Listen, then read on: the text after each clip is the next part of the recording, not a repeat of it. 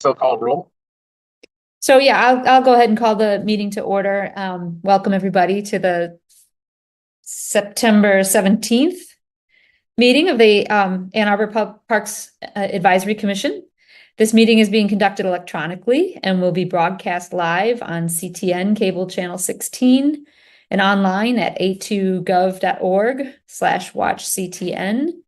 To speak at public comment, call toll free 877-853-5247 or another of the published numbers on the agenda and enter meeting ID 960-2086-1136. All right. So yeah, let's start with the roll call. Okay. Commissioner Bush. Present in Ann Arbor. Commissioner Cavateo. Present in Ann Arbor. Commissioner Kraut. Commissioner Marston. I'm here in Ann Arbor. Commissioner Hulk.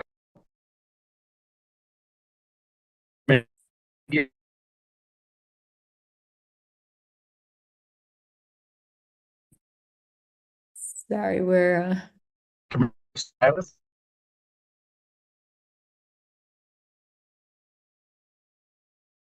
Commissioner Smith. Councilmember Redina. Here in Ann Arbor. Councilmember Watson.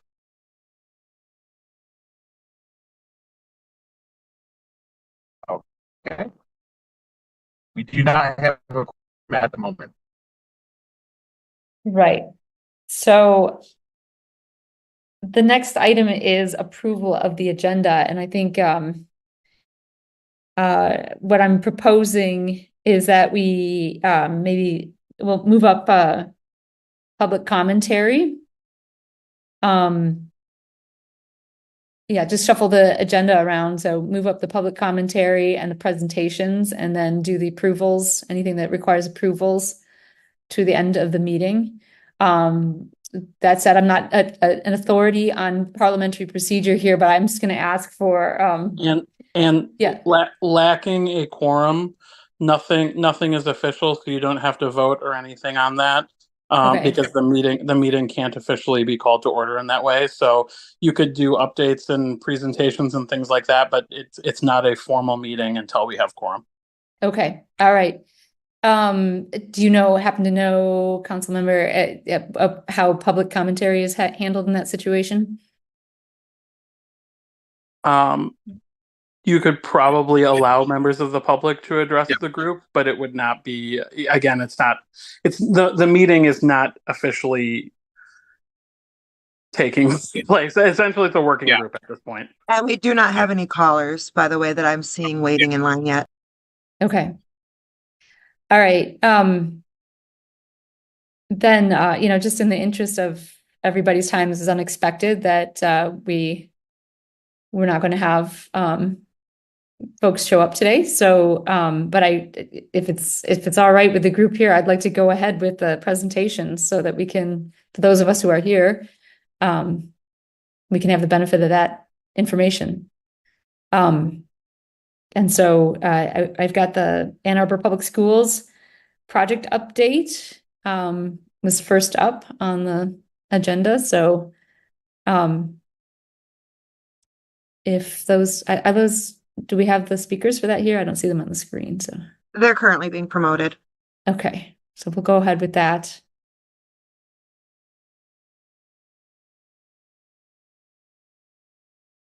Good afternoon. Can you all hear me? Yes, we can. Okay. Thank you.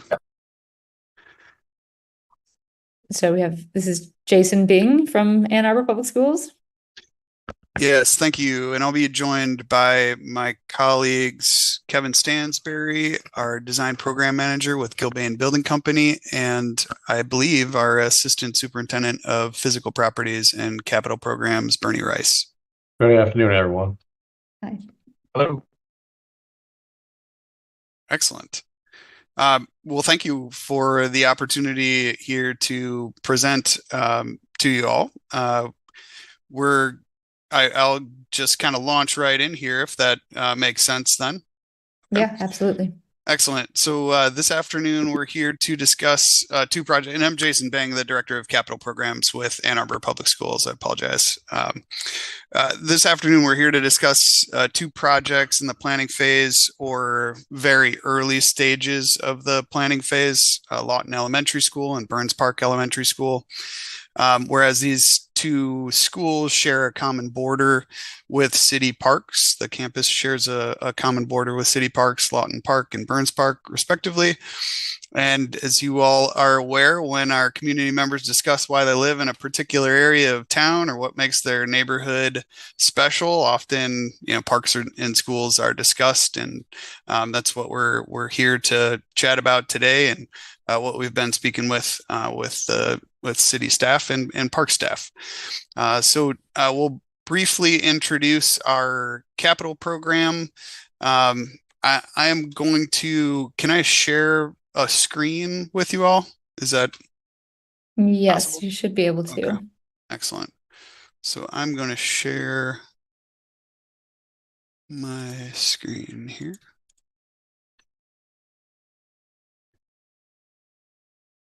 All right.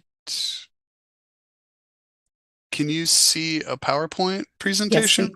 Yes. And is it the main slide deck? I'm sorry. Ann Arbor Public Schools, Lawton and Burns Park Planning, 2024. Yeah. Okay, excellent. Thank you so much.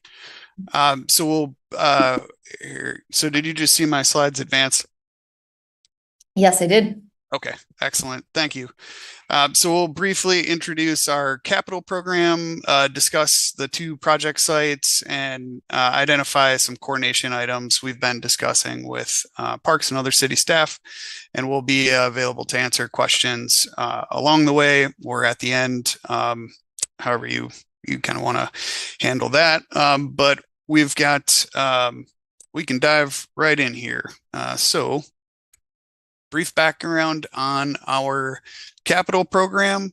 With Ann Arbor Public Schools, all of our capital projects are made possible through the extraordinary commitments of our community members and the passage in particular of the 2019 bond. We're really grateful for this significant investment in our communities, in our community schools, our students, staff, and our school buildings. And so we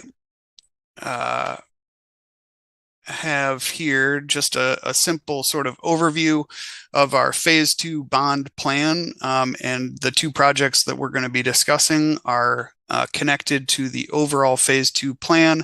As you may be aware, our Board of Education approved phase 2 capital program plan in November of 2022, which really lays out a roadmap for the next 10 years of investments in our school district. These two projects, Lawton and Burns Park Elementary, are about 7 and 8 or so in the project list here, whereas we're hoping to be breaking ground on 5 new projects in the spring of 2025, with Lawton potentially breaking ground in the spring of 2026 and Burns Park breaking ground in the spring of 2027 approximately. So these couple projects that we'll discuss are early in the overall bond plan, but represent sort of a couple of serious commitment to our neighborhood schools within the AAPS. So little site orientation, talking about Lawton Elementary School first. As we're looking to invest in our neighborhood schools, and as we're committing to 21st century learning environments through healthy high performance design for each one of our neighborhood schools, we have a number of considerations on site. With all of our early work, we've really been looking for sites that can generally support the construction of a school alongside an existing school, where possible, to minimize the impact on our students and school communities so that we are not displacing students when necessary, or we do not have to acquire land, and we can make investments without with minimal disruption.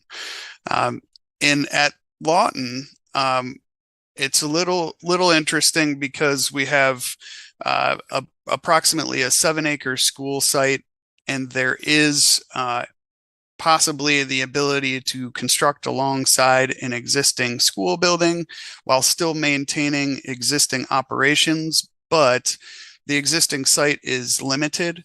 The physical space required to construct a new elementary school alongside the existing building would likely typically require a site that was more on the lines of 8 to 10 acres or more. 10 to 12 acres would be ideal. In the case of Lawton Elementary School, we have 7 acres available to us.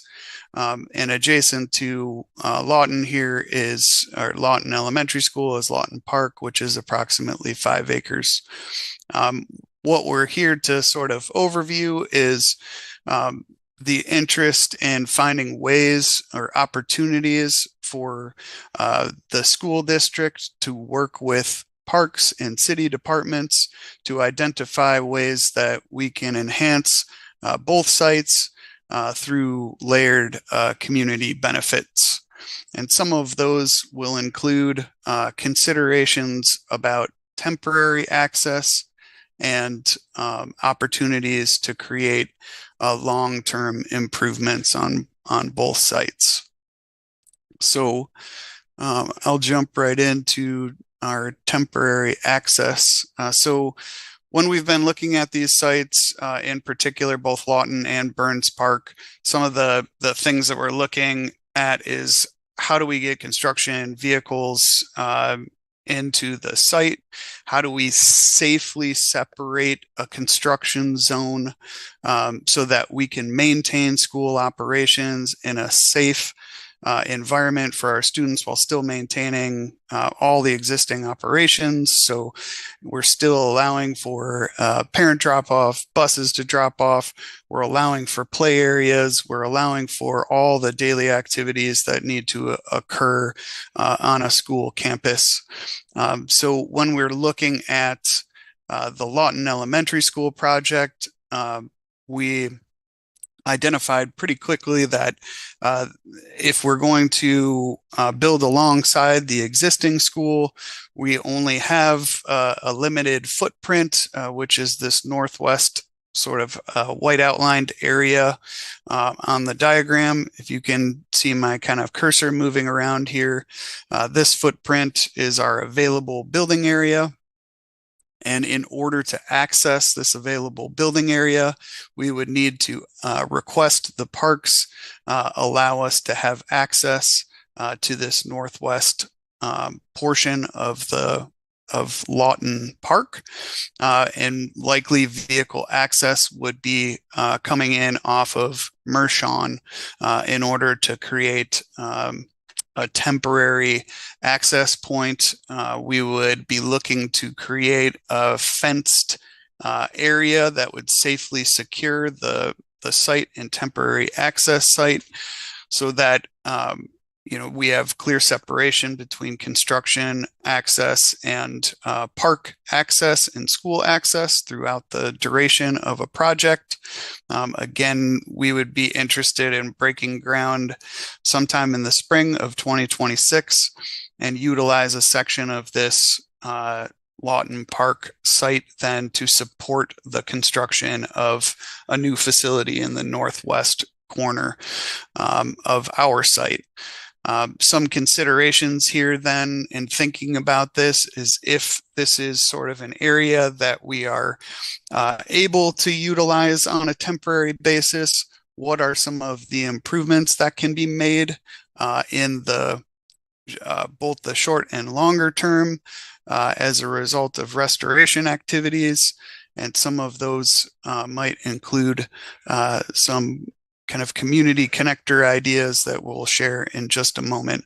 I'm wondering, I'm going to pause for just a second, ask Kevin Stansberry if you have any additional comments on just construction feasibility and why we might need some assistance from parks and the city to support the construction of a new school building on this site. Thanks, Jason. Hi, everybody. Thanks for having us. I would say no. I don't have a whole lot to add to that specific point. I think it's pretty clear in order to construct here. This would be a much safer way to do it than trying to route concrete trucks around the building where there's very little area to do so. But I do want to touch on the diagrammatic nature of this area that we're showing. We tried to stay away from neighbors for, I think, obvious reasons, but also on the chance that we want to maintain access through the park from Mershon to the site for any reason.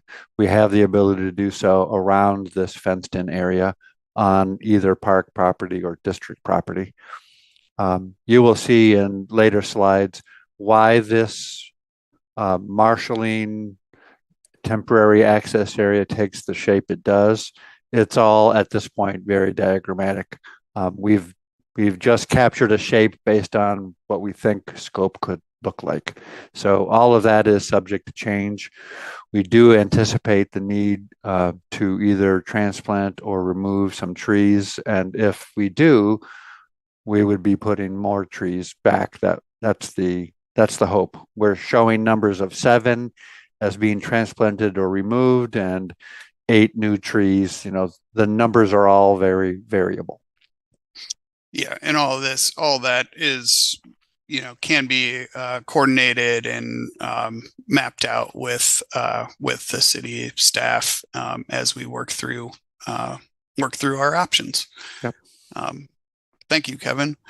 And so a couple, maybe moving into what then would be possible if we are able to have access off of Mershon on a temporary basis when we think about restoration of the area and we think about long-term potential solutions that could allow us to support some other regulatory requirements such as fire lane access to the site.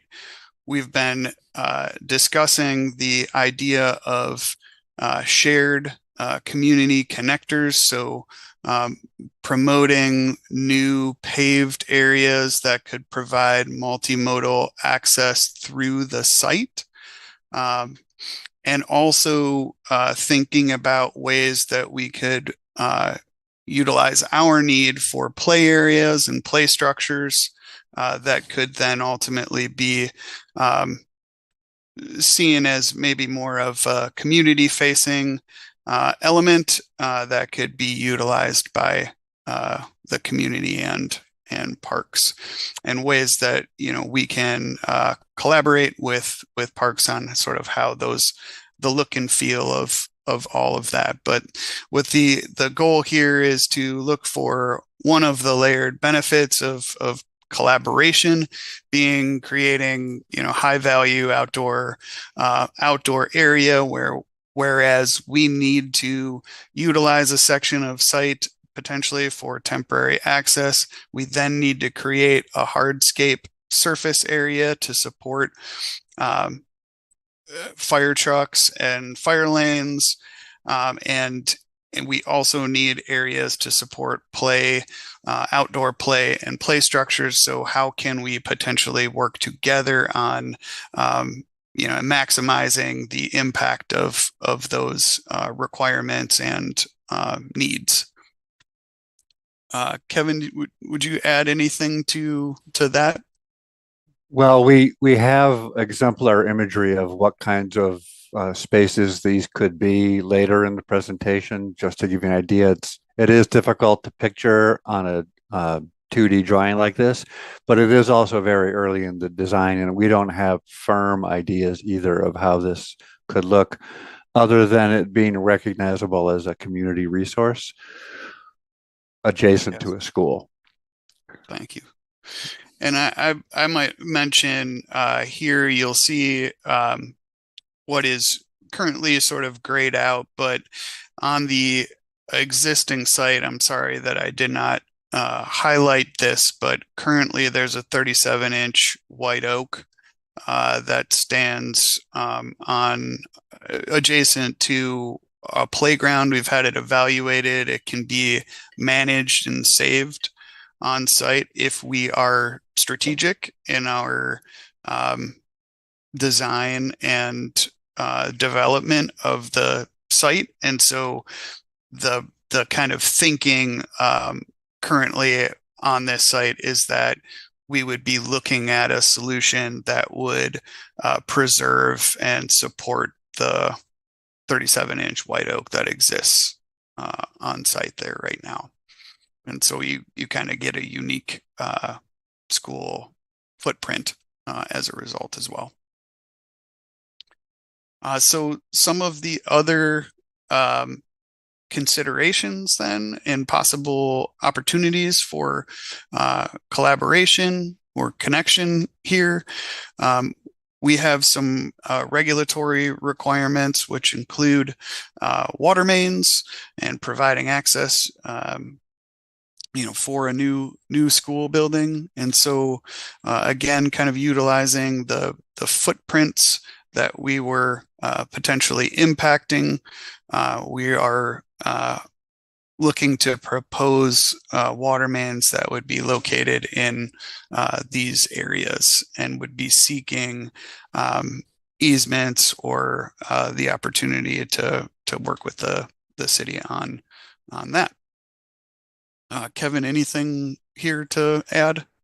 Yeah, I don't really know the legalities of this. When we do water mains on our properties for projects that are typically required by the Ann Arbor Fire Department, and we grant the city an easement for that, a water main that then extends through a park property, that wouldn't be an easement to us, right? That would, that's your own property and you own the water main. In reality, what we're asking for is permission to construct the water main there, and then grant the easement for the water main on district property. Mm-hmm. And we're working with the sort of the city departments that this is impacted on, but obviously having any kind of easement or access through a park site is why we need to be showing this to you all. And one of the commitments that the school district has made is to healthy high performance design. We've committed to eliminating scope 1 emissions in the district by 2035. And part of the strategy there to eliminate our scope 1 emissions are committing to all electric buildings as we build new. Part of that then is looking at high efficiency solutions, which include geo-exchange systems. And on our current site, if we are to be thinking about a geo-exchange system, it's likely that we could be in need of additional real estate to support vertical bore fields. And so we have done some, asked some preliminary questions about the possibilities of locating geothermal field in this area of Lawton Park, which could then support the all-electric, energy-efficient new school facility in place. We also have then, with more efficient systems and those that rely on on-site renewable energy, such as rooftop solar, we could be thinking about resiliency opportunities in collaboration with with the city as well. And, you know, some of our new schools in particular, those where we're looking at, you know, sort of continued collaboration, we could be thinking about resiliency opportunities together, which is something that we're certainly interested in supporting. Jason, I'll add that what we show here in purple is also diagrammatic for a bore field. We think it would be about this size. It has an odd shape to it only because it's worked around other elements that we're also projecting in this presentation, like water main easements and the like. The actual configuration is something that needs to be engineered, but it's shown back here because this allows us to construct it and operate it for use on the day school opens. There's a lot of real estate on district property south of the school, but it's currently occupied by the existing school and site infrastructure that has to remain occupied and in use during construction. So, you know, there is an opportunity for a geo bore field there, but it wouldn't be ready for a year or whatever, less than a year, but a significant amount of time until after the building opened. So there's a connection between how the site is phased, how it remains occupied, and the infrastructure that we would want to install for use on day one. And this tells that story. Thank you. All right, I think, let's see here. I'm going to continue on with Burns Park and we can circle back to questions unless you all want to pause on Lawton and ask questions before we kind of move into Burns Park. Okay. Yeah, I think let's go ahead and then we'll Okay. have questions at the end. Great.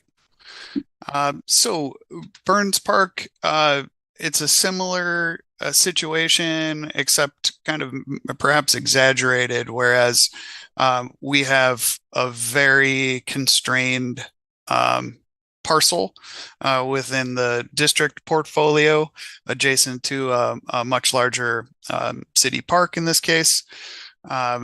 But the challenges on our side are effectively the same in that, you know, our space is limited. So when we're thinking about access to conduct, in this case, a major modernization and likely an addition or two, depending on design and planning, we're looking to preserve restore an existing historic building in this case, but we have the same regulatory requirements and some of those same current requirement constraints that exist on this site. We also have, you know, limits we have constraints regarding play area, connections to the outdoors, and we have you know, the same issue with potentially constructing a geo bore field, whether or not we can actually effectively find the real estate in order to install the geo field. So what we are hoping we can work with you all on is temporary access through the easement, which was once this street here that sits right to the east of Burns Park Elementary School. We think that we're going to be able to contain construction within access through that easement, effectively at the generally at that sidewalk line that exists currently that runs north and south, with some potential to expand that along the south here to address these existing structures that are in place. But we're interested then in looking to access the site through temporary means, and then looking at opportunities in a similar fashion to restore these areas in a way that could provide some mutual benefit. So what does that look like?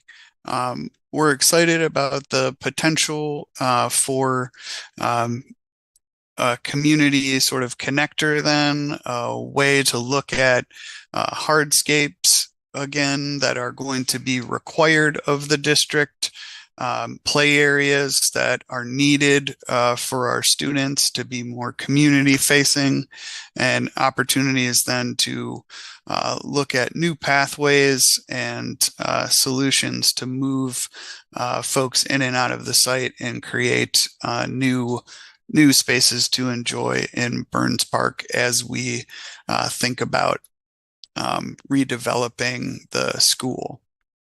In the case of Burns Park, we are not trying to construct a new school alongside the existing school and keep everybody there on site. We are actually looking at displacing these students temporarily so that we can build more efficiently and effectively and actually restore the existing building properly so that it can live on for another 100 years.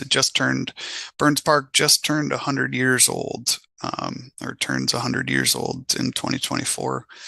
So it's pretty exciting to think about the opportunities to restore this facility and create a proper sort of addition that can support all of the current 21st century learning needs.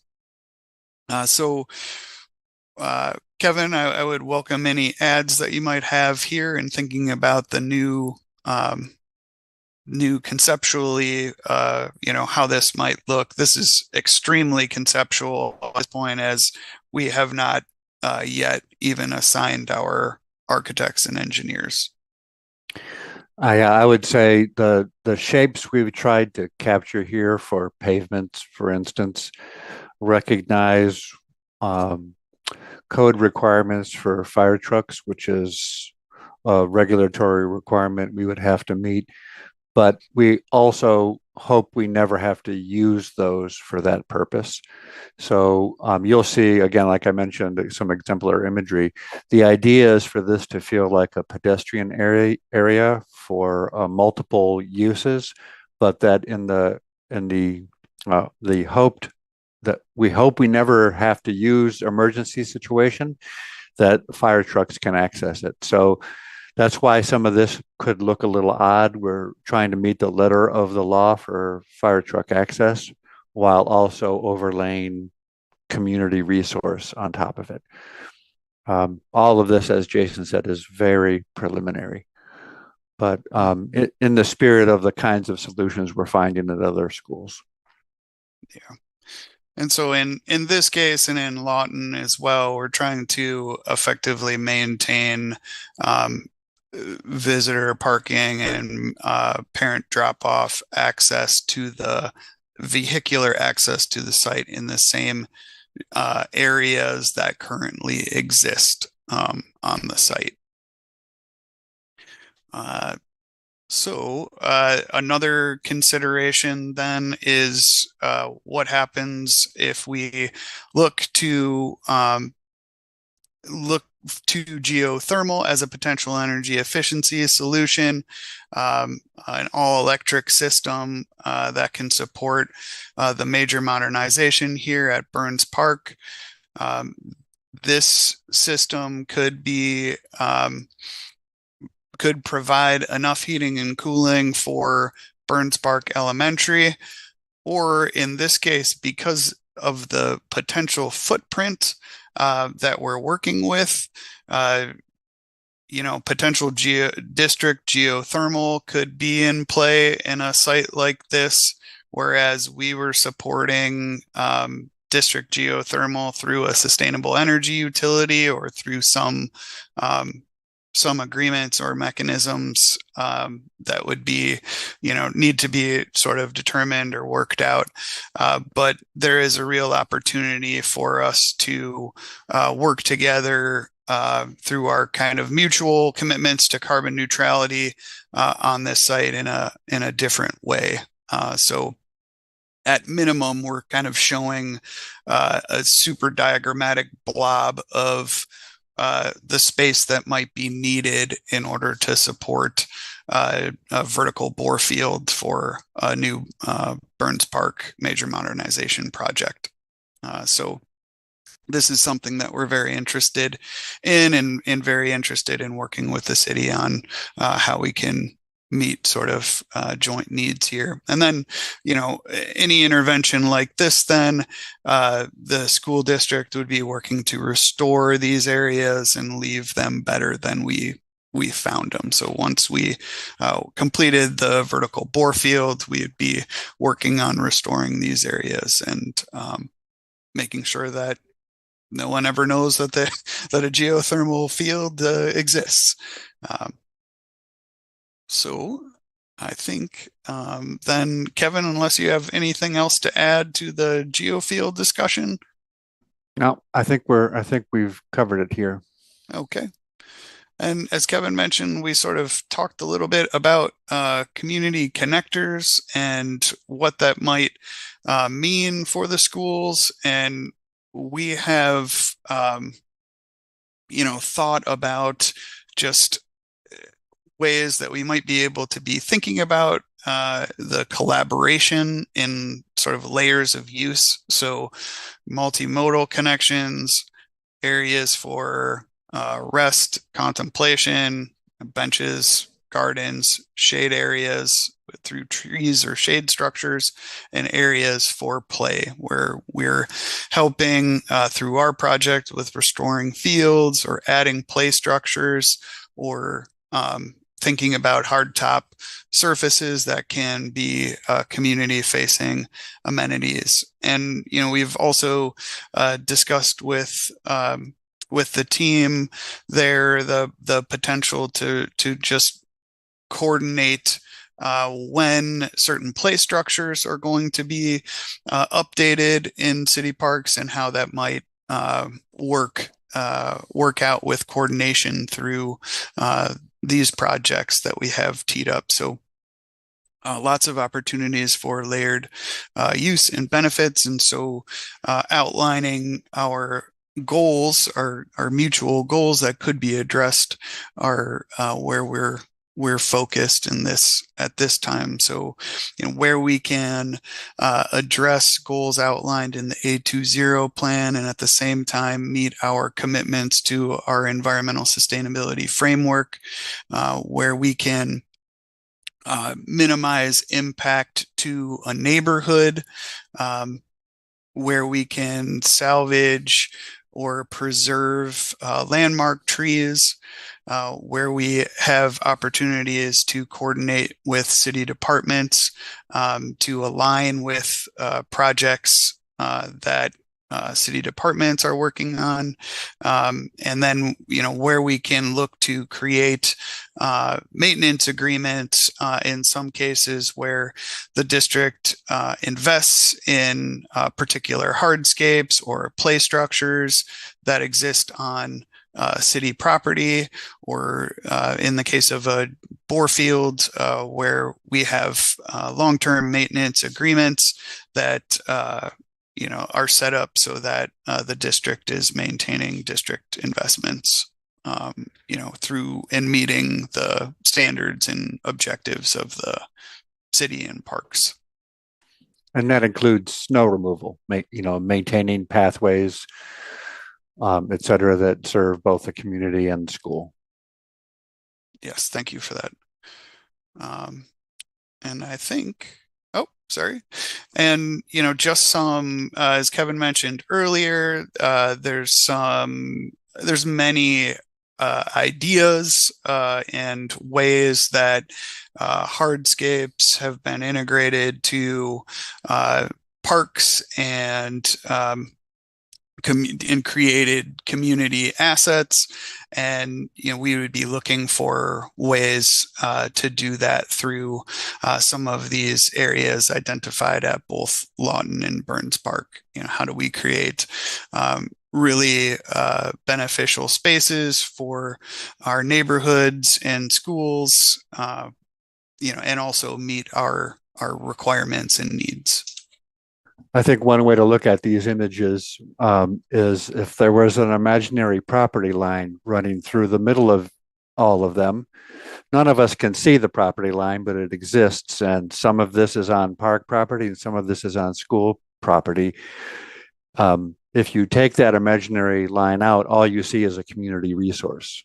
And that's the position we're trying to move toward here to make it mutually beneficial. Thank you. And I think that is the end of our presentation. Just 2 project updates for Burns Park, Lawton, with our sincere interest in working with the city and parks on opportunities for collaboration. Thank you, Jason and Kevin. Do we have questions from the commissioners? Questions or comments? Go ahead, Alexa. I just want to say thanks, Jason, for this presentation. I think it's really fantastic to consider ways to find partnership to achieve the goals for community. So excited to see hopefully how this might develop going forward. I was just curious, and apologies for not knowing more of the history. Does AAPS in the city currently have any shared use or maintenance agreements on existing parks or places at this time? That's a good question. I mean, I think we have some layers to Josh, maybe you can help me out here with specifically what our Rec and Ed team has with you and with some other departments. Yeah, I will jump in on this. I mean, I think there's a couple things about this. I mean, we have a number of different agreements with Ann Arbor Public Schools, from our joint recreation agreement, which is tied to the Rec and Ed program, to the relationship at Mac School and the pool there, as well as Arbor. Even if you go back even a little bit, well, not further because those 2 are relatively old, but at Burns Park, there is an agreement of the use land in between and the playground associated with it. So we have a variety of different agreements. We're 2 good community partners that tend to work together well. And so I think it is identifying the expectations associated with it to ensure that everyone understands in this day and age what the expectations for commitment, funding, maintenance are all part of it. So do we have a direct one as similar to this? No, I don't think what we're talking about there's an exact one, but we've got a number of agreements that kind of blur the lines between this and other engagement opportunities. I could think of Greenview Park near Lawton. That is not anything to do with city property.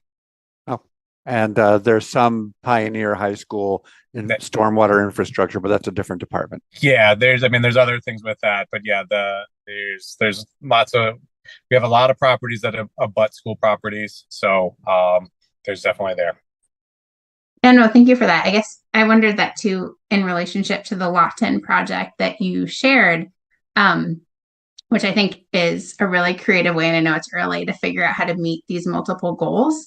I was really curious, as you're early in the process, just wondering, and looking at the diagram, there's a lot of green space behind the school that when you're in the construction process and you've got a whole construction site there, wonder if like the park ends up needing to fill some space for the school and how kids end up using the park, if there might even be a need to go further in some cases, whether kids are playing around with a soccer ball or something else. Like, it doesn't look like there's a lot of footprint left to accommodate that. Just to wonder as you get into it too, if there might even need to be other ways to think about partnering to kind of get through the different phases of the project and what that might look like. Yeah, we welcome that discussion, and that's actually something that will come out of the design process now currently with the school is specifically the needs as it relates to outdoor play. We've really been focused largely at this point on just identifying from sort of working from the inside out, what are the programmatic needs of our teachers and staff and students in our buildings, and we've just scratched the surface on what is it going to look like when we take these sort of sections of the site, and how is our outdoor recess and typical play area, how is that going to work? And so that, you've identified one of the things that is on our mind, but we have not quite gotten there to understand what the full sort of need is. Yeah, and just to continue on that, I mean, as I said, there's a number of properties that abut schools, and I think about Northside or Steam, where we've got Gaga pits on our side, we've got basketball courts that are on our side that get utilized for school recreation or recesses. So we wanted to bring this to PAC. The temporary is easier, kind of what we do during the construction phase is a little bit easier, but we wanted to get this in front of PAC, get the thoughts on it as the school district moves forward, because we want to be good neighbors and good community partners, because I think this can benefit both the park department and the school district. I was out at Lawton yesterday, and there's some love that's needed at that park. So this is a welcome opportunity to kind of reimagine that as we move forward. Yeah, go ahead, Vince, please. Yeah, thanks so much. Really interesting presentation. Thank you both. In thinking about the new geofields, could you talk a little bit about why those specific areas of the park were chosen, and what you see as limitations for future park development because of the geofields?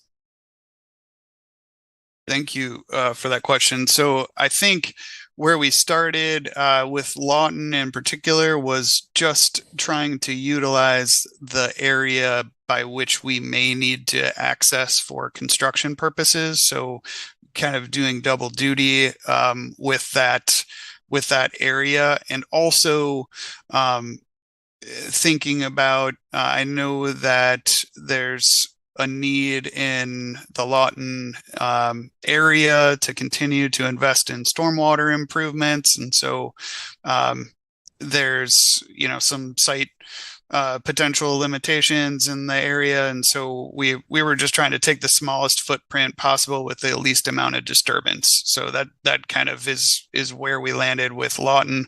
With Burns Park, we honestly just indicated a blob that was representative of the scale of the bore field. So that sort of area could be located to the south or to the north, or somewhere potentially where we still want to maintain proximity to the school district to eliminate any excess piping that we would need, but generally that is much more of an open opportunity.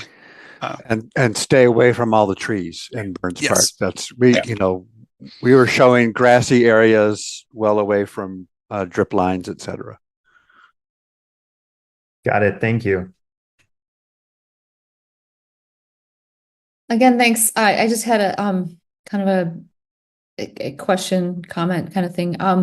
When it feels a little bit like the schools are sort of spilling over their boundaries, and it's rather nice that there's a park next door to them in both these cases, and that the parks and school systems have a good relationship. Thus, we can have this conversation.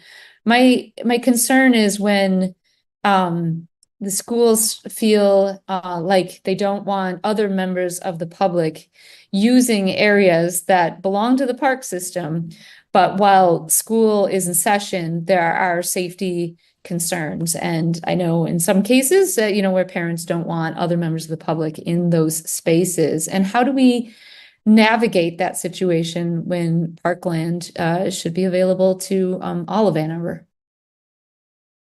That's a great question. And I think the way that we have begun to communicate that is that if we have this opportunity to, again, not have to acquire additional land or not have to displace our students, that we are going to have to work with our parent community, our staff, all of our administrators on ways that we can collaborate effectively with the parks so that so we aren't turning people away from city property, basically. That's not our intention with any kind of shared use, is that we're, sort of claiming the property for our use only. It would have to be a shared use, shared benefit, and we'd have to figure out operationally how that's handled. But yeah, plain and simple, a shared benefit. But like, for instance, at Lawton Park, there could be a standalone playground area that is constructed that is away from the school too, as part of this project, that may solve the problem. But everything else remains open to the community, and all of this communicating that Jason has described would take place to allow for that to happen. Okay. Other questions? If not, thank you so much, Jason and Kevin, for being here to present to us. And we appreciate your time. thank you so much for the opportunity. All right. Have a good evening. Thank you. Thank you. Bye.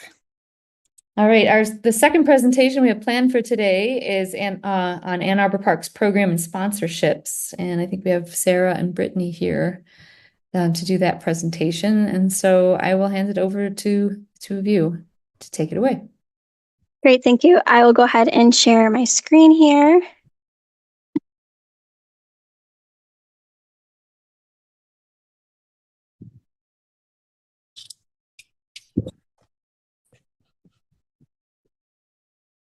Okay, can everyone see the title slide of the PowerPoint presentation? Yes, we can. All right, wonderful.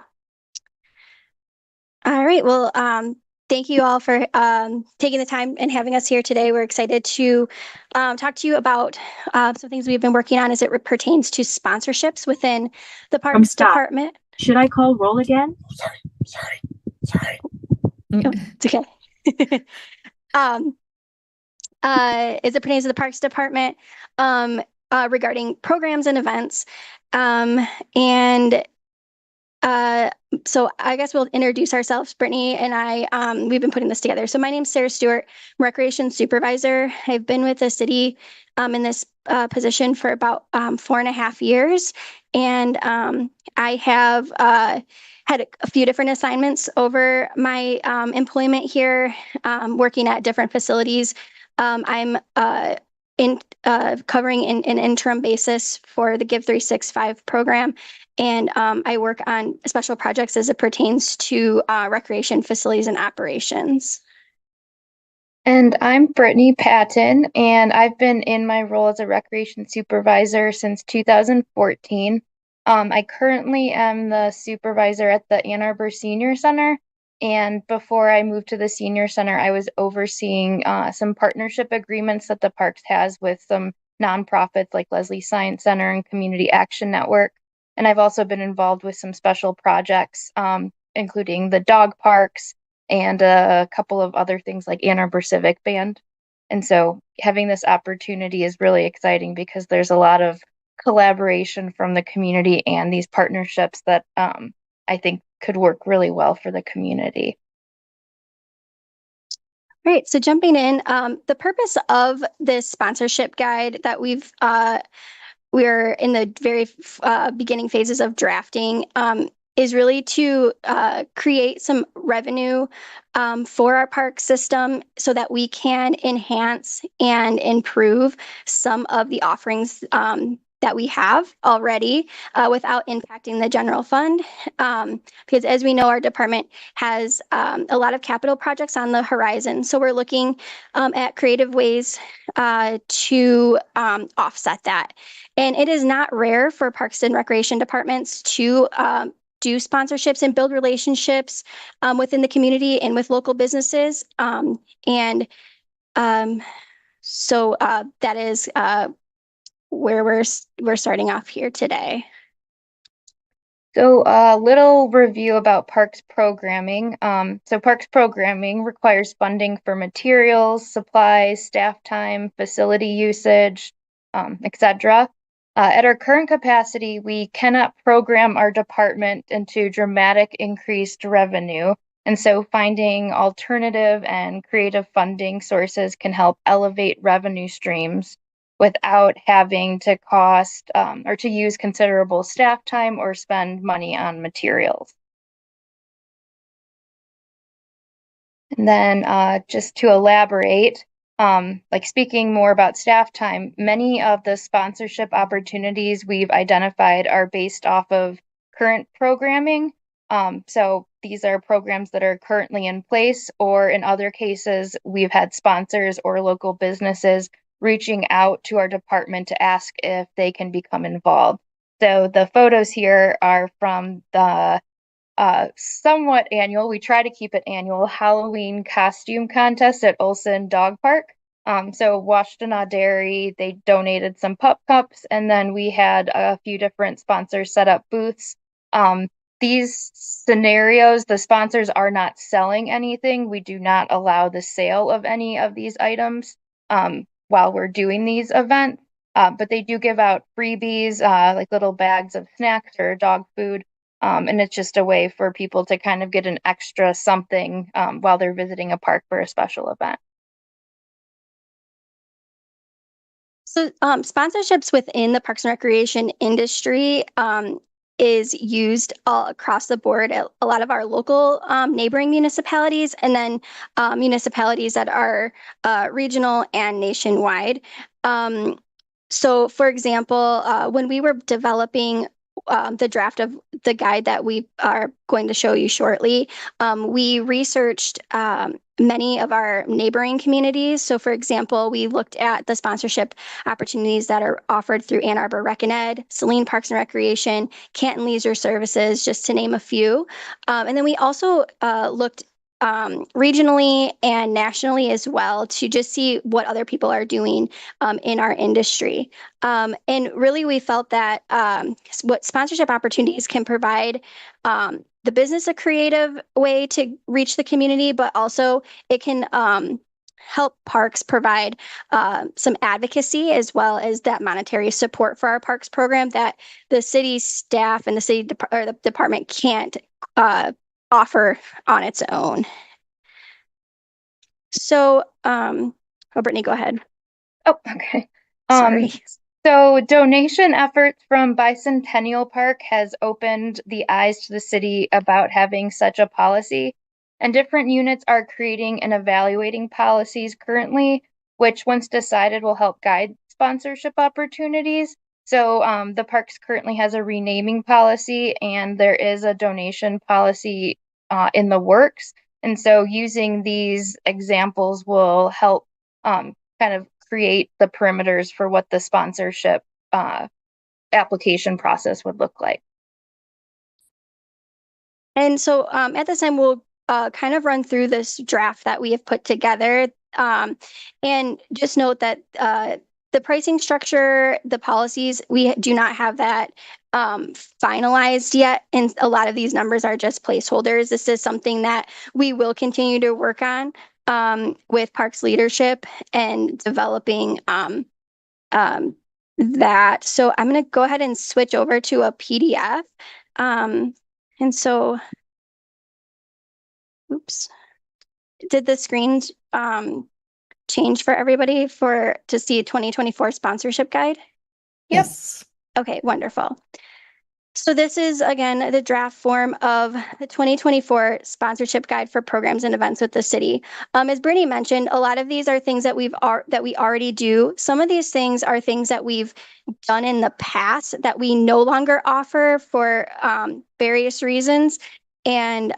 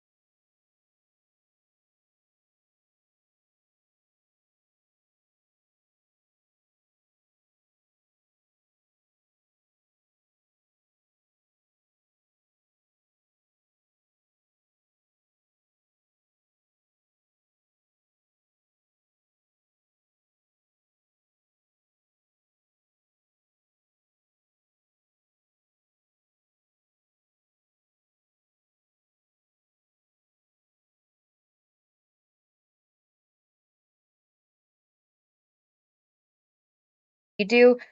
So we are recognizing that, this is not to create a ton of more staff time. This is try to just enhance what we already have created. Correct. Okay, and so I'm switching back to the PowerPoint. Can everyone see the PowerPoint again at this time? Yes, we can. Wonderful. All right.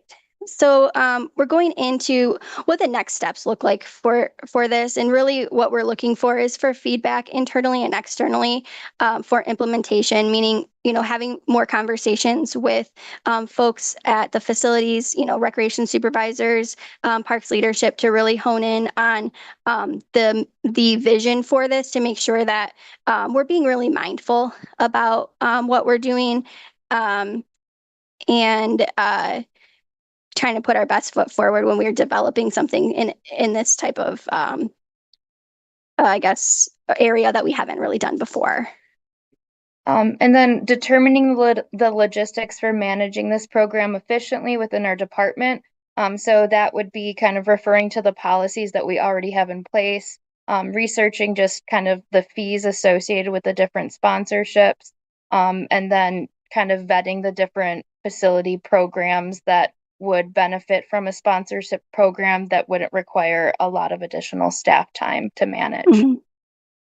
Right. And also looking into how do we collect the money, just using internal systems that we already have, and really just honing in on who, the responsibility factor of who takes this on and maintains this over the course of a year, the seasons or years.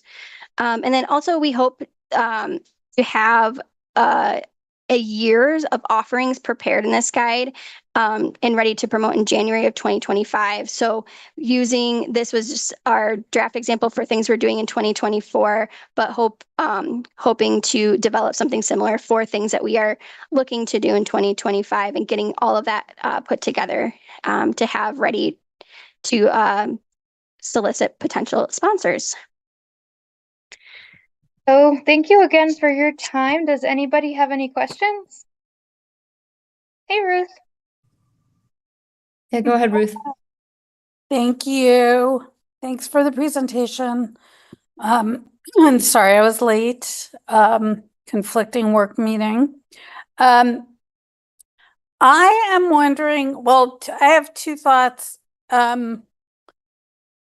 In a past life, what I mean is when I formerly worked for a nonprofit, I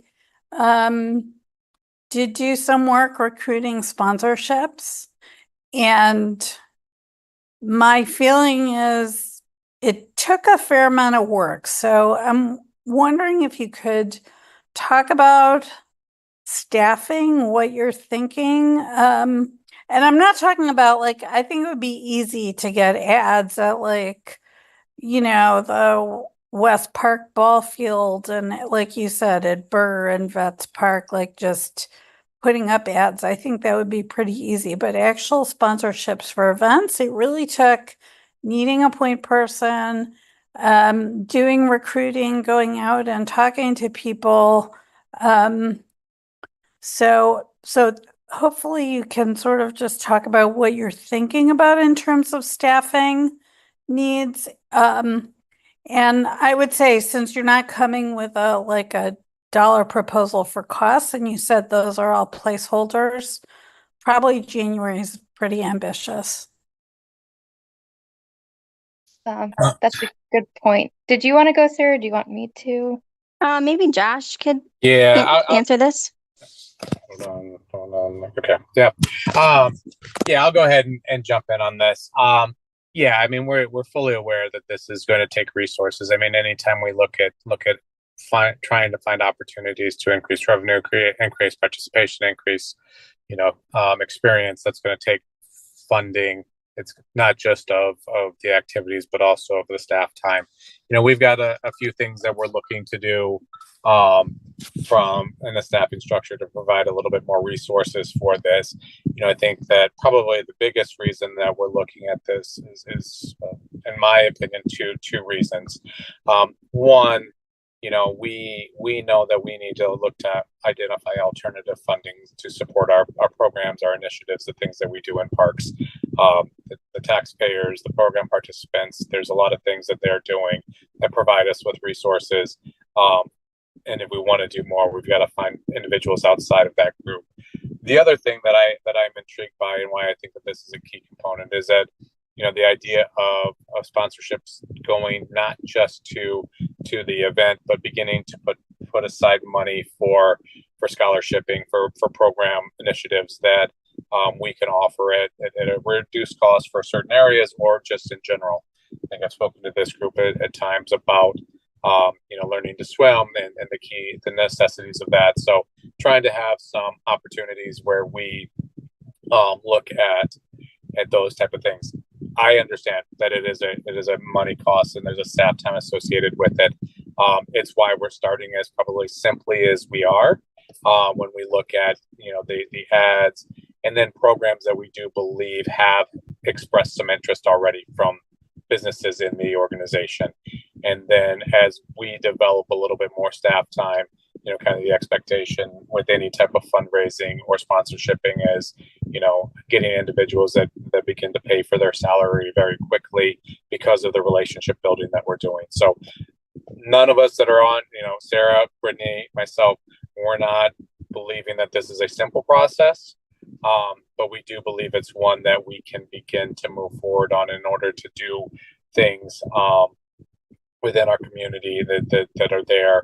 Because I think there are a lot of individuals that are looking to be generous as well as to market through our quality programming. Yeah, Josh, I did not mean to sound negative about it. I was actually asking, are you thinking this is going to take half an FTE or what are you? Yeah, I think that's, I think that we're going to start with, there's going to be a little bit of everybody getting involved with it. Because I think that one of the nice things that we have at our facility is we have passionate people working there that have great relationships with the people that are entering their facilities. And a lot of those conversations are where I anticipate this coming from. Do I think that what do I think immediately? I think that there's going to be added to some restructuring that we're going to doing. Would I love to see in 2 or 3 years somebody a full FTE that is focused on alternative funding? 100%. But it's going to take some steps to get there, and we got to have some pieces in place to help move us into that direction.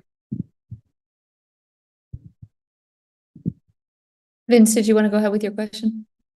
Yeah, thanks so much, Sarah, Brittany. Great presentation. I think this will be just enormously successful and impactful. I'm wondering if you can tell me a little bit more about the strategic direction for funds generated. I know, Josh, you just mentioned scholarships, some other current needs. Is there any thought to generating funds that are more sustainable and lasting, or are you focused on using those sponsorship dollars to fund current needs? Yes and yes. Yes, we are. I think, I am. There's a number of conversations that we are having. We've talked about gifts and memorials within TPAC in the last couple of years. We're talking about this sponsorship opportunity. There's some other conversations that I'm having within the community about how do we develop something for the long term. I've spoken to this group significantly about the major concerns that we have coming today, tomorrow, and into the future. And I think every one of these alternative funding processes are starting to step us in that direction. We can't start with a $10 million foundation gift if we don't have initial relationships with people in the community that are giving to us. So I see this as putting our toe into the water, building relationships, giving us opportunities to take something that there's an immediate need. Your thumb is in the camera. Oh, sorry. Working from the car is hard. So I think that this is that step. This is a step for us to move in that direction because we really need to have that process. We need to build the relationships with donors, with the community to that they trust us to do good programming, but we haven't developed the fundraising, the scholarshiping that we need to. So I think that's where this step will go to.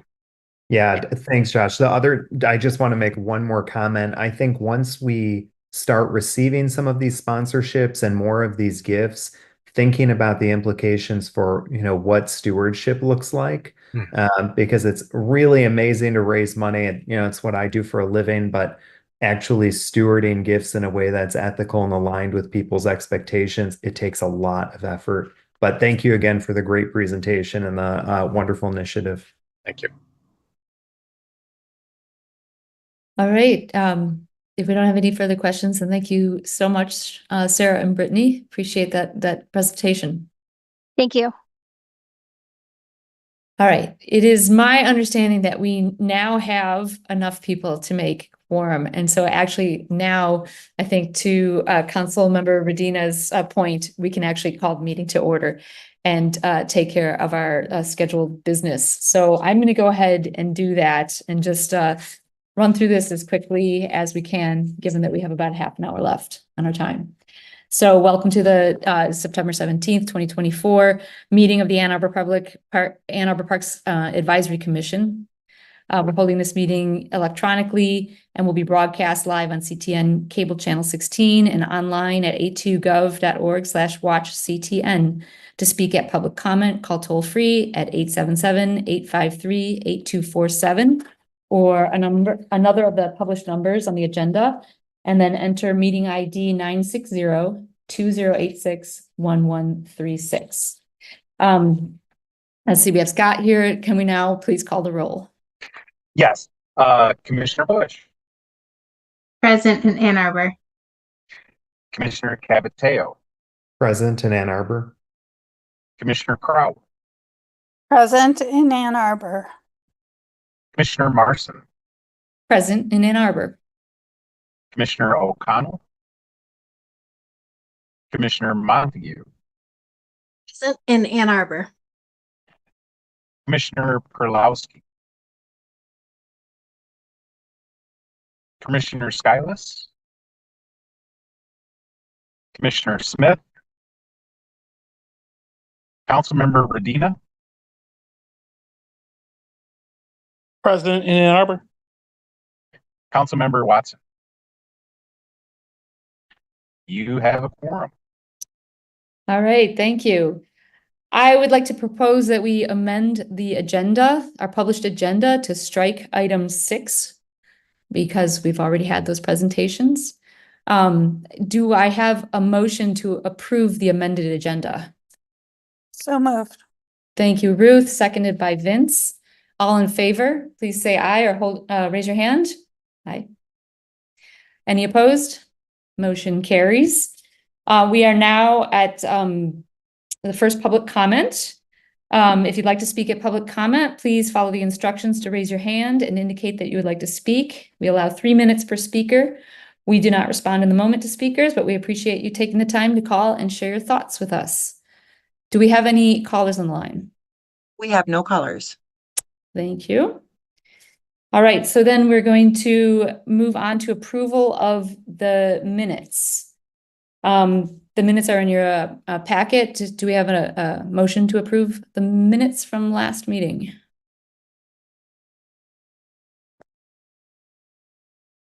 Tisha, thank you.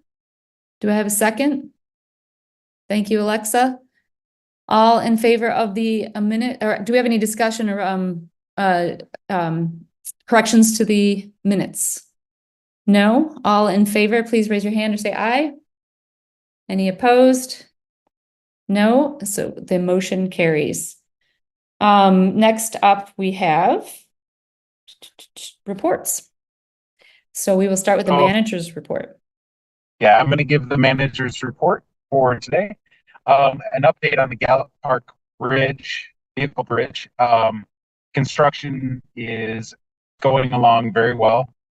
We have a pedestrian and non-motorized access across the river now.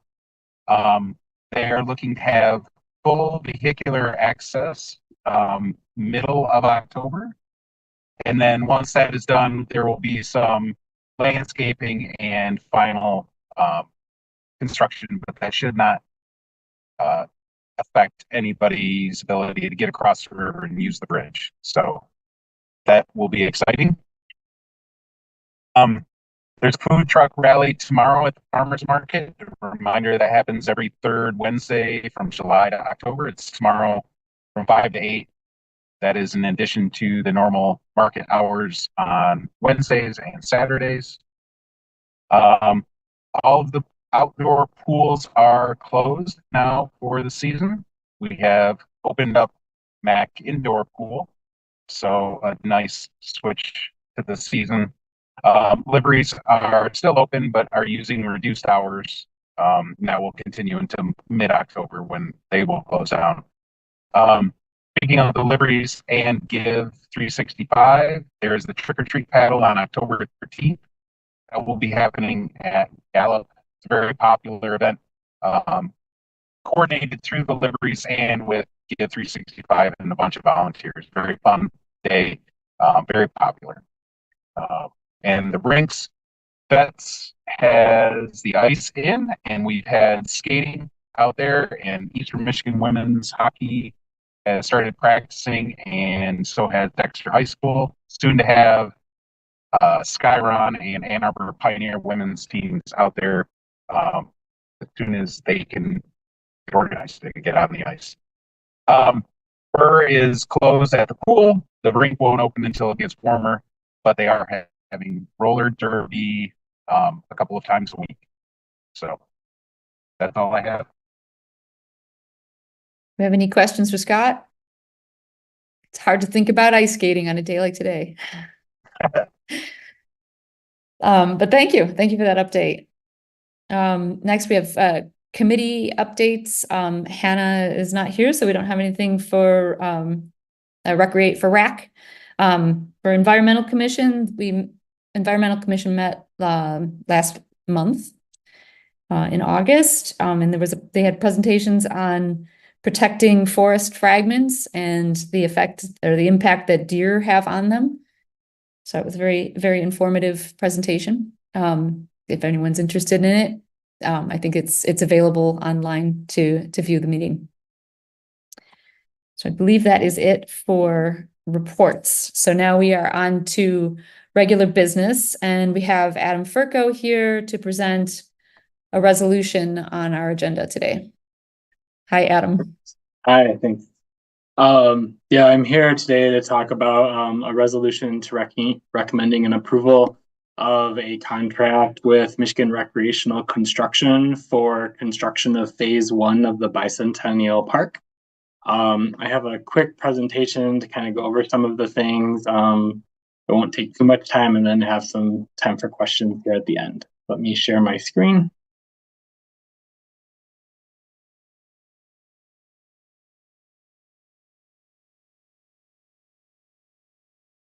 Can you see the presentation? Yes, we can. Okay, cool. Okay. Yeah, so as everyone here knows, we, as part of the city's bicentennial this year, Southeast Area Park was renamed Bicentennial Park. As the previous name states, it's in the southeast area of Ann Arbor. It is along Ellsworth and Platte Road. The decision was made to add in a splash pad and some other improvements to the park. So it's kind of a really exciting amenity that we don't have. And so I'll get a little bit into it here. This is what the park looks like today. We've got 2 softball fields. We've got, can you see the cursor when I move around if I point to things? Okay. So yeah, so we've got, there's a pad here that used to be for roller hockey, has not been played in probably a very, very long time. There's a playground here that's reaching the end of the life, swings. We've got a pavilion, a concession / restroom. We've got the 2 softball fields. We've got a parking lot that's paved. It's not in great shape. We have another parking lot that was never paved. And we've got this park road that was originally designed and had to be closed down because people were kind of cutting the corner through there. All of this will come into play as we look at these bicentennial improvements. So overall, what we're looking to do is put in a splash pad where that roller hockey pad was at.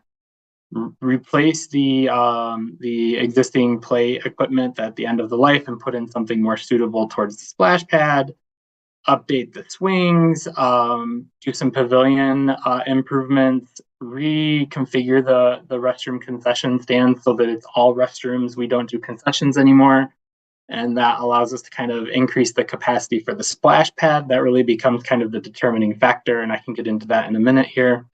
We'll be redoing the parking lots, so we'll be making them accessible, paving them all, bringing everything up to code.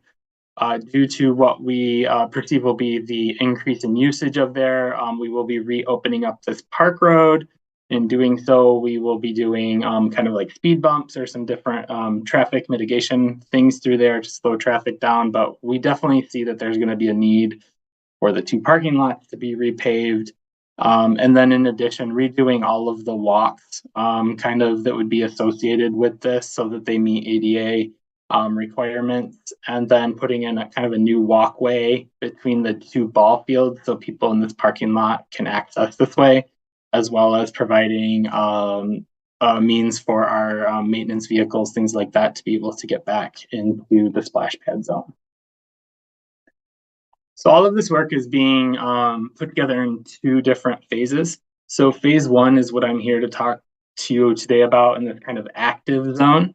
That's what we have a proposed contract with a contractor to do this work. Phase 2, which is all of the paving, I will be actually issuing an invitation to bid tomorrow. And we received some ARPA funding set aside for that. And so that's that project or that contract will be coming to you hopefully here in October or the November PAC meeting, but we're working on that one now. So going to the phase 1 improvements, so we have our splash pad here. We've got some shade structures with the splash pad, and we have a MEC 2.0.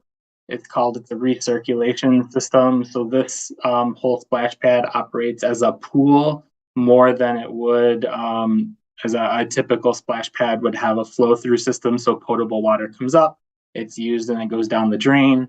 The way this splash pad works is it reuses all of that water.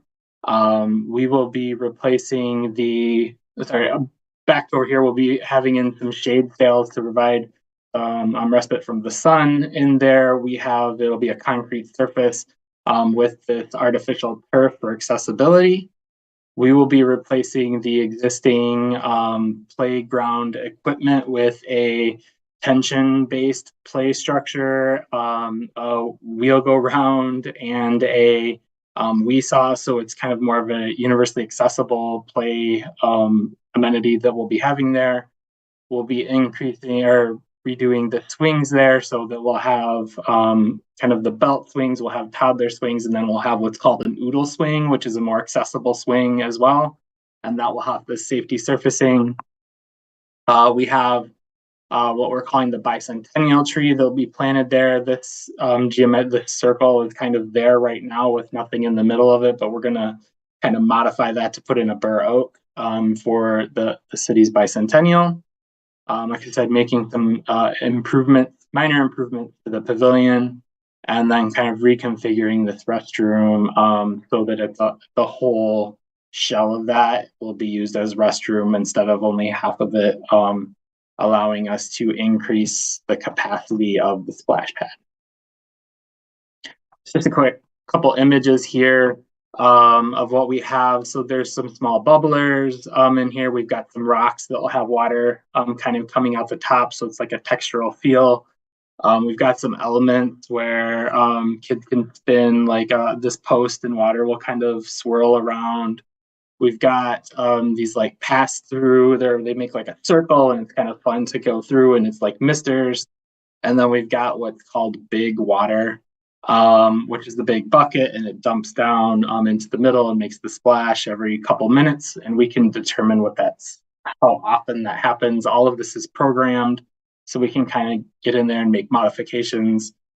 One thing not shown on here is we added in a 4-foot high chain link fence to it's a safety aspect, so we don't have kids running. I'm actually gonna go back a slide real quick. What we do is we have a bioretention out there right now, basin, and that actually has to be increased in size due to the work we're doing.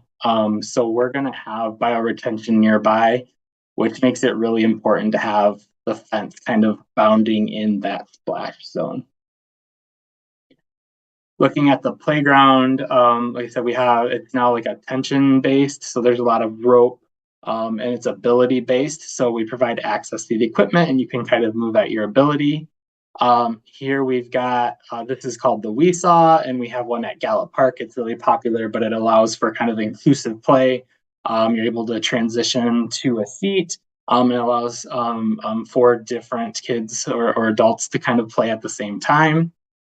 In this right here is called the wheel go round, and you can wheel in, and it's kind of like the old spinning playground equipment that you remember that can go really fast, but this one allows for a wheelchair to come in and the whole base moves around and there's a wheel that allows you to turn. It's a really kind of cool aspect, but that's one of the important things that we're trying to do here is the splash pad, the playground, it's all we're really trying to be a universally accessible play zone, and provide those opportunities for all abilities. When we look at the playground or the swings over here, here's where that oodle swing is. We have one at the Gallup Universal Access Playground. We also just installed one at Foxfire North. And I believe Fuller has one as well, and they're very popular. It's kind of a different way to swing. It's more inclusive of who can use it and how it's used. And all of this equipment that I just talked about, I presented to you earlier this year for approval of purchasing that equipment. We had received a grant from the state of Michigan. We have now retained possession of all of this equipment. So it has been stored out at the Wheeler Center waiting for construction, which is what I'm here today to kind of talk about. Real quick, I wanted to talk about sustainability and accessibility because I think they're two really important components of this Bicentennial Park project. So from a sustainable strategy standpoint, we're using that recirculation splash pad. So for the splash pad of this size, so our MEC 2.0 unit, which is what it's called, it's that recirculation system. It uses around 20,000 gallons of water throughout the season of operation. There's like a weekly discharge of a small amount and replace some. And then at the end of the year, you kind of pump out all of the water into that detention basin that we're increasing the size of. And that's really all of the water we use. Comparatively, if we were to do more of a traditional splash pad system, we'd be going through around 15 million gallons of water throughout that summer. So that's a really big savings in terms of what we're doing, both from a price standpoint of water, but also just the fact that we're not discharging that water. We're able to reuse it in this system. We have low flow restroom fixtures that have been donated by Kohler for the project. This whole park is solarized, so we'll be putting in carports in the parking lot, the southern parking lot, and those have been sized to run everything at this park. So we'll be able to kind of, I would say it's one of the most sustainable splash pads probably there is because we're reusing that water and everything is coming off. It's coming away from the grid, although we will be connected if there's not enough solar energy available, but we're anticipating that the solar will cover it. And then the splash pad and the shade structures themselves are inherently sustainable. You're getting people outside and cooling off. There's not an ability or need to know how to swim. You're able to get out, get cooled off, be outside and enjoy things. So there's that aspect as well from a sustainable standpoint. Accessibility is another really key component here. So splash pads, like I was just mentioning, are accessible. All of the equipment that we've selected, you can participate in with a wheelchair. You can participate with different abilities. It's a really kind of unique component. We're using artificial turf, like a synthetic lawn, that it meets all accessibility requirements and codes. It's a little different. If you know, at the UAP, we use like a rubberized surface. This is kind of a longer lasting, and it stays cool through the summer, and it works well with water. So you have wet feet running across it from kids, things like that. It's a really good surface. And that will be at the splash pad. It will be at the swings, and it will be at the play equipment. From an accessibility standpoint, our restrooms, so we had our ADA study done. We were able to take that report, update the restroom so that all of the barriers are taken care of in there. The same, we used our ADA study. We looked at all the paths, the sidewalks, that made the decision that we need to repave these, regrade in some cases to make sure that we're meeting the minimum slope. So we'll be taking care of all of that. With the parking lot, the same. The ADA study showed both the condition of the parking lot was a barrier, but also the number of spaces, configuration, how that worked. So we were able to kind of take our ADA transition plan report for Southeast area and pick up almost every single thing in there as we move forward with the Bicentennial Park improvements. So part of this project that's a little different than one of our other projects that we would run is the majority of it is coming from outside funding sources. So we're really relying on grants and donations as we go through with this. Some of the things we've already received. So we received $1 million from the state of Michigan. A lot of that went to purchasing all of the equipment that we had there. We had a grant from the Federal Highway Administration for our solar charging port stations that we're putting out at the park.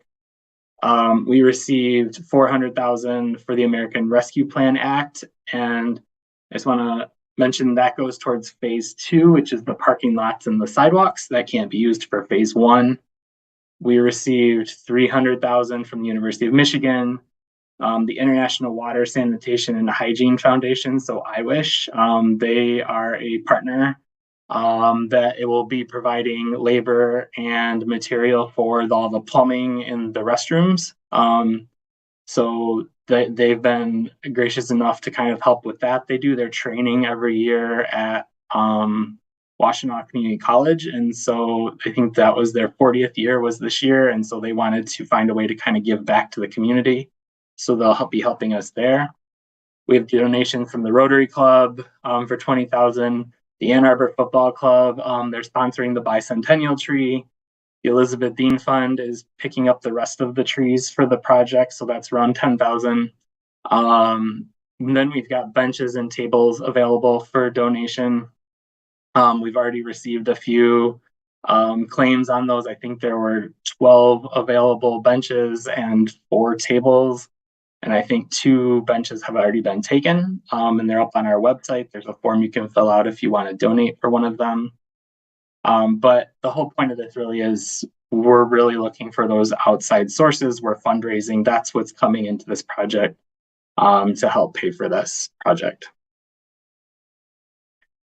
For anticipated schedule, so what we've done so far, so last summer and winter was really site selection, coming up with Southeast Area Park. We staff did splash pad tours. We worked on the Bicentennial Park design, the splash pad design. We received the grant from the state of Michigan to help pay for this. This year, what we've been doing since January, really working through the engineering of the project. We purchased and procured all of the equipment for it. The county and the state permitting, that's been a huge, it's just taken a long time. We now have county approval, and I think we're in our 2-week waiting period for Eagle from the state. So we almost have that all kind of wrapped up. We've selected a contractor for the project, which I'll talk about here in a second. We're really working on the fundraising. We, in July, I think it's July 11th, we had a park renaming celebration that was really fun if you had a chance to come out to that. And where we're going is we're looking to kind of execute our contract with our contractor to allow them to start working on this project.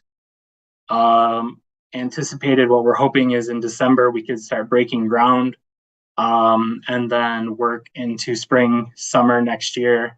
We would love to have the splash pad, the playground, everything open next summer.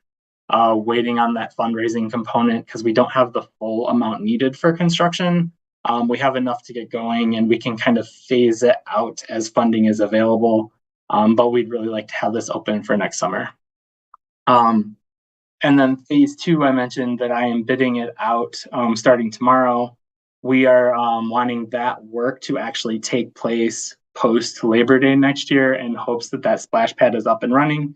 We can run it through the season, and once it closes, we can work on the paving and the parking lot. So we're not kind of missing out on some of those fun summer nights and using it out there. So the resolution that I have in front of you now is for a construction agreement with Michigan Recreational Construction, so MRC. The total proposal was $1,705,621, and that is for all of the phase 1 work, the installation of the equipment, the renovation of the restrooms, the playground installation, the splash pad installation, the bioretention enlargement, and then pouring kind of all the walks right around that, that active zone. We're also asking for a 10% contingency. So if anything comes up during this project that we need, we can hopefully cover it with that that's unexpected. So MRC's, they're available and ready to begin the work as soon as our construction agreement is executed and we've given them the notice to proceed. Right now, where we have funding that's like available to do the restroom portion, and then we have work, so we're phasing it out so that we can kind of hit that next, whatever's after the restroom, we're able to kind of keep going with it. And so why are we coming to you with the agreement before we have the full funding is just to allow us to start work. I wish, so their donation of the labor and the material, they're ready to get going. They will be working as a subcontractor under MRC. They're ready to do their work and get in there. And so what we're really hoping with this contract is we have the proposal, we can start with the restroom, and then we can start doing these other phases as the funding does come in. And we're actively looking for more funding and doing fundraising efforts. So one kind of just a little different thing with this project as well is instead of going out for an RFP, we used a best source procurement method.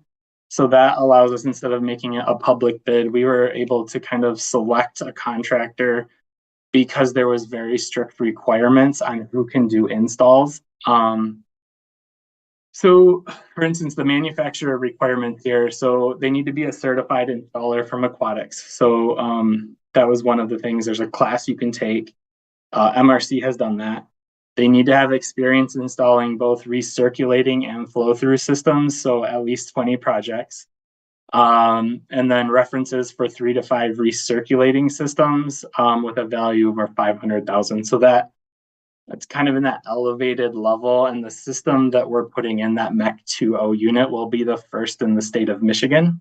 And we've talked to people that have used like other plumbing trades, things like that, and splash pads are very specialized compared to kind of your normal plumbing techniques. Like there's a lot of kind of nuance to it and how the controllers work in the program.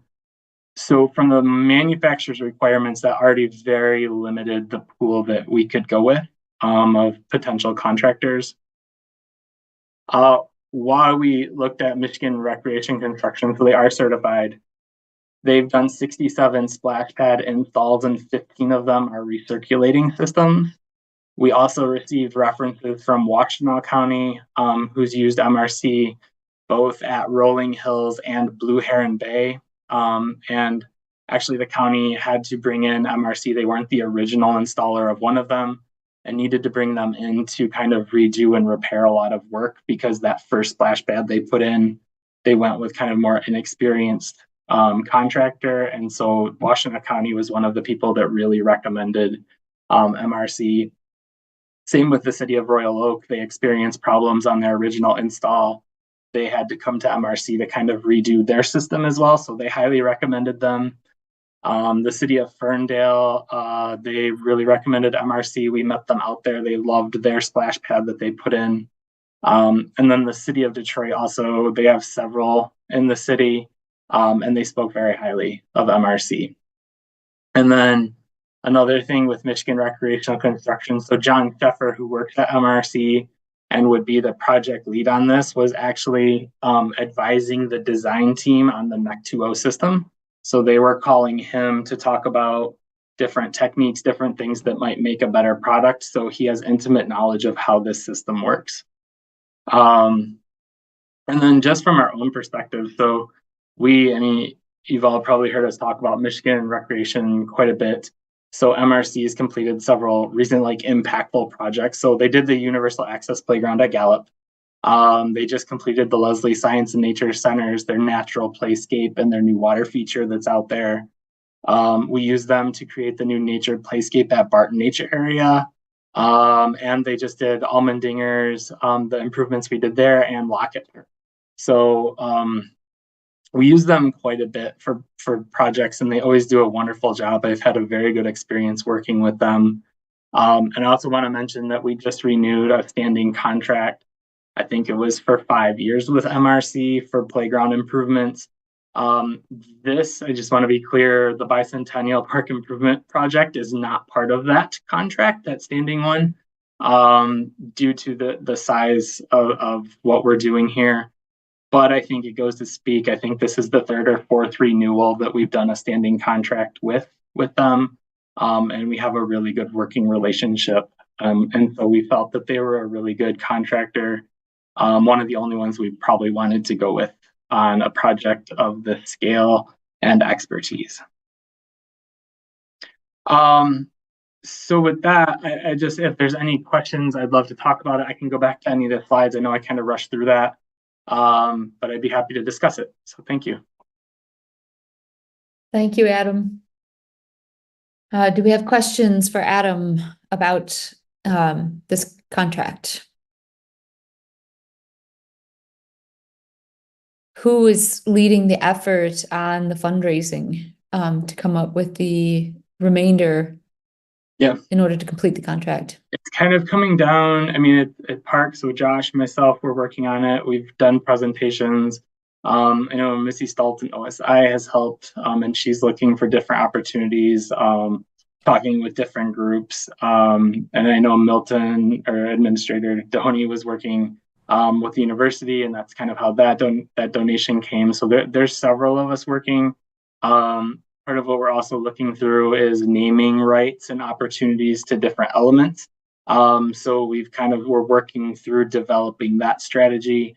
And so we do have our website that has the benches and the tables, but I think we're hitting a point where we really want to start looking for a little bit more of this and some of those bigger amounts. And we're also hoping that once construction starts and there starts to get more word out there, that will also help as we go through with it. But there are several people working on it right now. And so it's kind of being a joint effort of all of us just trying to figure this out. And kind of like the worst case scenario here. So we've got the funds to start the restroom part of this, and then things dry up. Yep. The stuff sits in storage until we can come up with the funds to install the rest. Yeah, I mean, we're going to have to, one of the things in MRC's aware, we've been in discussions with them that this could take a while. I don't have a time frame of what that would be, but it will be working with them to do the phasing and see what makes sense. There are components like maybe the swings and the playground equipment is less of an ordeal that can come in after the restrooms, or we kind of have to look to see where we're at.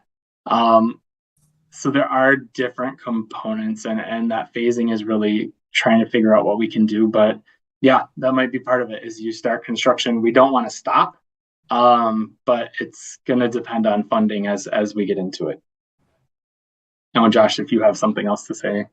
No, you did a good job with that. I mean, I think, yes, the end result is that this was a legacy project that we believe has a lot of opportunities, and there's still a few more bicentennial events to come about. where we identify some donors and some individuals. But yeah, the reality is that was an add to what a park system that already has a bunch of needs.